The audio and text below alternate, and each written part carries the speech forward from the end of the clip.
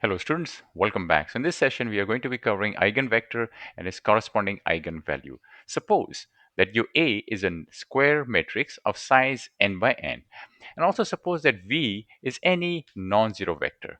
So the operation A times V, what it does, it transforms your vector V into another vector AV. So A, another name for that is transformation matrix. Let's understand this through an example. Suppose your matrix A is given by this and your vector v is given by this. So this is my vector v right here, all right? And I do my transformation, I multiply a by v. So this is my a, multiply by my v, and you do your computation right here, and the answer comes out to be 5, 5 right here. So this vector right here, 3, 1, it got transformed to this vector right here. So think of matrix A as something that transforms space. It can rotate, it can stretch, it can flip it, or it can even squash vector. In this case, you saw that it actually rotated a little bit and it even increased the length of that. So when a matrix A acts on a vector, it generally transforms it. The resulting vector, it changes direction. We saw that over here. In other words, it gets knocked off its axis. That's what the word direction means over here. And it changes magnitude compared to the original vector. We saw the length of this vector was this, and now the length of the new vector has changed to something big right here. Now, there are some special vectors that do not change their direction when a matrix transforms them. These special vectors, they have a name. It's called eigenvectors. Although their direction remains the same, but their length, magnitude, it may change.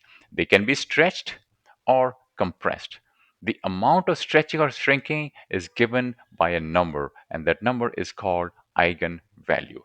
So imagine this is your vector v, and you apply your matrix A to that, and it gives you another vector right here. And as you can see, this vector actually has not changed its direction. It has got longer, the length has increased, but it did not change direction. A side note, the word direction above means the line or axis through the origin. So eigenvector stays on the same line through the origin, but may get reversed. In that sense, reversing does not change direction. So for example, if this is your vector v right here, and let's say your lambda is some negative number, so it will get reversed like this, but it still stays on the same axis right here. Since it stays on the same axis, in that sense, we are saying it does not change direction. Now the definition of eigenvector and eigenvalue. Let A be a square matrix of size n by n. Then a non-zero vector v is called an eigenvector of A if it satisfies this equation, AV equal to lambda v. Your lambda in this case is a scalar. It's a single number. This could be 3. This could be 4.5. This could be some negative number. Let's say -7. This could be any one of these numbers. This lambda is called the eigenvalue corresponding to that v. Key points are this. Your A is called transformation matrix. Your V is the direction that does not change under V. It only gets stretched or shrunk. Lambda is the factor by which your vector V is stretched or flipped if negative. So in this particular instance, this is my vector v, and you can see that my applying my matrix A to that, it only gets stretched over here in this direction. In this case over here, this is my vector v over here. I'm applying some lambda to that. You apply the matrix A to that, and this gets flipped in this direction right here. So this is an example intuition. Think of A as a Think of A as a rubber sheet transformation. So most of your points, they move in weird direction. They change their axis. So let's say this is my vector V right here.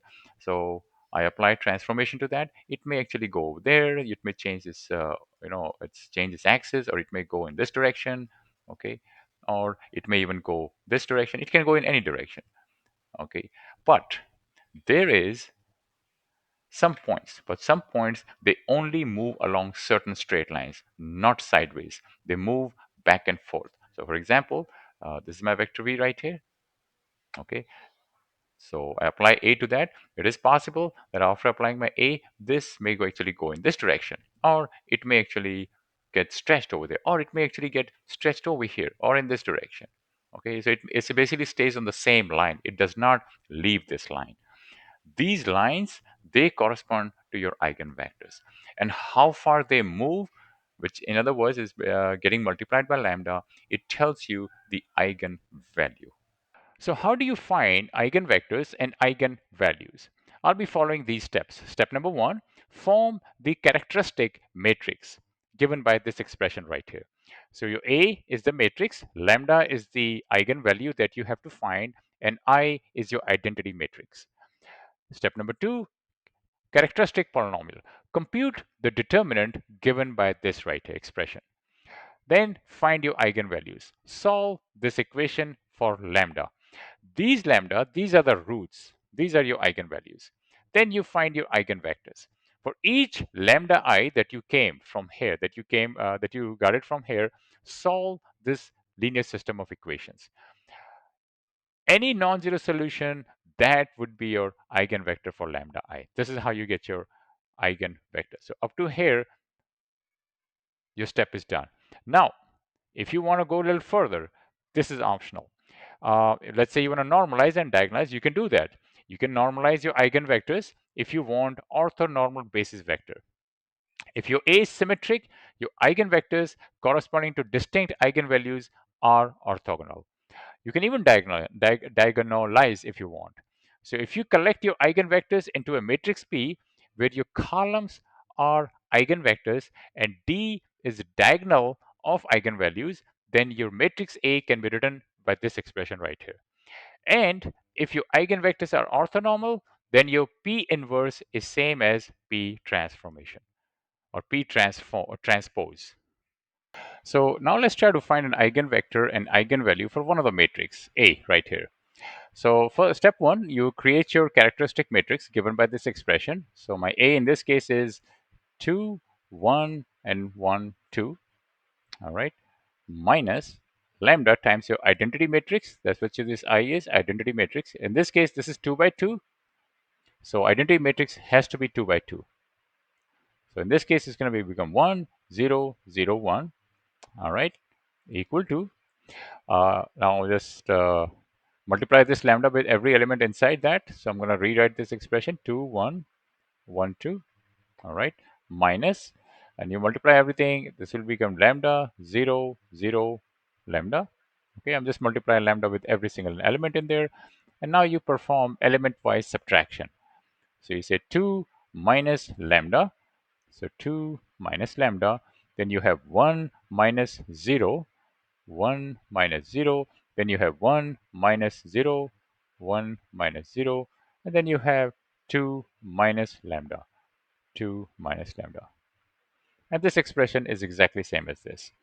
All right, step 2, now create your characteristic polynomial, which is a determinant of this expression right here.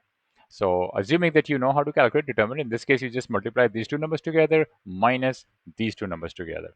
So this is my expression right here. This is my answer for determinant of the above matrix. Step 3, now you solve by making the determinant equal to 0. Solve this equation and your lambda 1 and lambda 2 will come out to be 1 and 3 respectively. Now we find our eigenvectors. So start with lambda 1 equal to 3. Solve this expression. Substitute value of A, lambda 1 and I and V1. So this is my A right here, minus, this is my lambda 1, which is 3. My identity matrix in this case is 2 by 2. And my vector V1, I'm assuming this is a column matrix right here. So these are the values that I have to find, x1 and x2. And my 0 is this right here. That's my 0. Okay, solving this expression, multiply 3 by every single term over here will give you this 3, 0, 0, 3, and multiply by x1, x2 equal to 0. And then now you'd perform element-wise subtraction because of this presence of this minus sign. And you get 2 minus 3, 1 minus 0, 1 minus 0, 2 minus 3 over here. And you get this expression. And solve this expression right here. You get this, solve it further. And at the end, you get this equation, x1 equal to x2. Okay, so this expression basically is saying that you can pick up any value now for x2. So let's say I pick up my x2 equal to 1. If my x2 is equal to 1, that means my x1 is also going to be equal to 1. So my v1 is going to be 1 by 1. And that's because this is what we picked up our v1 right here. Okay, so this is my vector v1 or eigenvector v1 corresponding to my lambda 1 equal to 3. All right, so here all vectors that span along 1 comma 1, which is along this v1, they get scaled by matrix A by a factor of 3. And 3 because that's my eigenvalue lambda 1. And these scale vectors, they do not change direction. So for example, if I pick my v as 2 comma 2, so let's say I pick up this 2 comma 2 right here, then my AV is going to become 3v. And you can verify that. So this is my vector v 2 comma 2, which is in a column form written like this. So your AV will be equal to, I'm just taking my A right here, multiply by your V equal to, we'll get this expression, take the factor 3 out. So this is your 3 and this is your V right here. So 3 times V. Okay, and this V is from here. All right, so as I just showed you, A times V is equal to 3V. So AV equal to 3V. And 3 is your lambda 1. All right, so in this case, my vector v has scaled, this vector v has scaled to 3 times its original direction, original magnitude. So it became like this right here. Okay, same thing with your lambda 2. In this case, my lambda 2 equal to 1. So solve the same expression right here. So put these values a, lambda 2, I, v2. So this is my a minus my lambda 1, lambda 2 in this case is 1. Okay, and this is my identity matrix. Your v2 is this expression right here. You have to find your v2, and this is my 0. So substitute your values in there and solve it and keep solving it, and then you get this expression right here. And multiply this by x1, x2 column vector I mean. Then you get 0, solve it, and then you get this expression x1 equal to minus x2. So pick up your x2 as any value. I'm just picking up minus 1 over here. So my v2 will come out to be 1 minus 1. And that's because this is what my v2 was initially when I picked up. Okay, so I know my vector v2. So this is my eigenvector v2 for your lambda 2 equal to 1. So that's my eigenvector for that. Now here what it means is that all vectors that span along 1 comma minus 1, which is span along this direction or in this axis, they get scaled by the matrix A by a factor of 1. 1 because that's my eigenvector.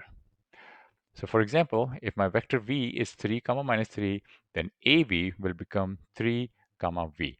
Your 3 comma minus 3 is a vector that is lying along 1 comma minus 1. So this is my 1 comma minus 1 right here, 1 minus 1.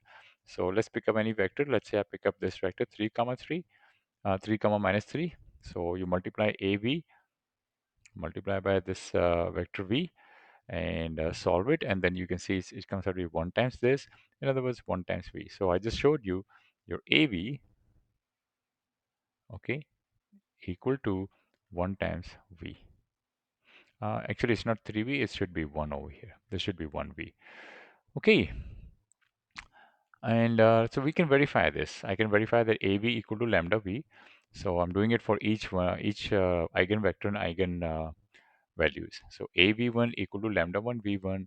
So I'm verifying this. This is my A, this is my v1. Multiply them together, you get 3. Take the factor 3 out, so it becomes 3 times this. This is nothing but 3v1. All right, let's do the same thing for this one over here. So this is my A, okay, and this is my your v2. All right, and so this comes out to be v2, and this is equal to 1 times v2. So I just showed you a times v2 equal to 1 times v2. In this case, same thing, a times v1 equal to 3 times v2. All right, then you can go a little bit further if you want to do some more analysis.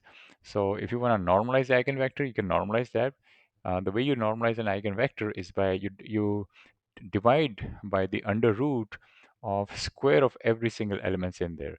So in this case, for eigenvector 1, you're going to divide by every element by 1 square plus 1 square. The reason you do 1 square, because of this one and this one. Okay, same thing you do with your eigenvector v2. The way you normalize this is you divide by 1 square which is this term, plus you divide by this minus 1 square. Okay, and the answer would be root 2.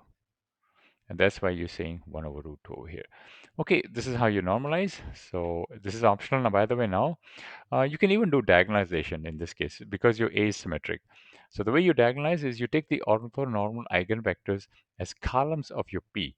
So this would be my right here. This would be my this vector, normalized vector v1. Okay, and this one is gonna be the normalized vector of v2. All right. So my diagonal vector D in this case would be, this is my lambda 1 and this one is the lambda 2. This is how you create your diagonal matrix. Now because your P is orthogonal, in other words, your P inverse is going to be equal to P transpose. That's one of the property of orthogonal matrices. So we're going to get matrix A equal to P times D times P transpose. And you can verify this equation. You get your P over here, you get your D over here, and you get your P transpose. Multiply these three metrics, you will get back your A matrix right here.